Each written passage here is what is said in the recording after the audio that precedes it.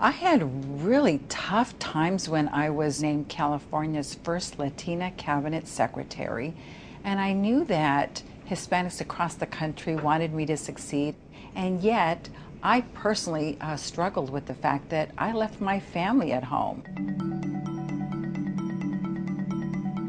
Speaking of challenges, what have been some of the toughest challenges for you over the course of your career?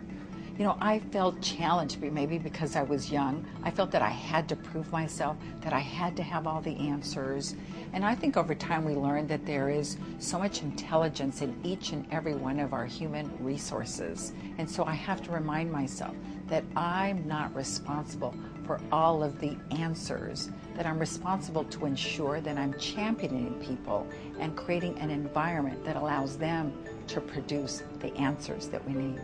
And how old were you when you came to the States? I was 5 years old. I was 5 years old, and it was a really interesting time because, acculturation, and I'm so much more sensitive now to people who come here to integrate and to learn about our society. It's amazing that you remember that. I mean, you were 5 years old. Oh, you remember those things. I'll remember that forever, no question. And it informed a lot of the work that I did in state government to build cultural competency, to make sure that once you learn the language, whether it's the language of medicine, whether it's the language of business, once you learn the language, you can get in the game and win.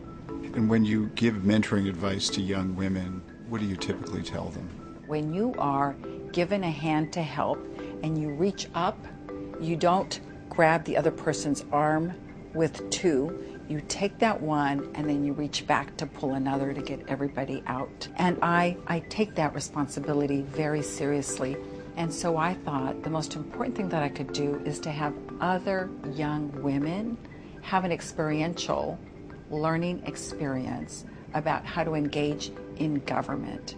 And so I started an organization called HOPE, Hispanas Organized for Political Equality, and it's where we just took young women up to Sacramento to learn how to change laws and how to amplify their voice and change things for the better in their community, to become disciples of change.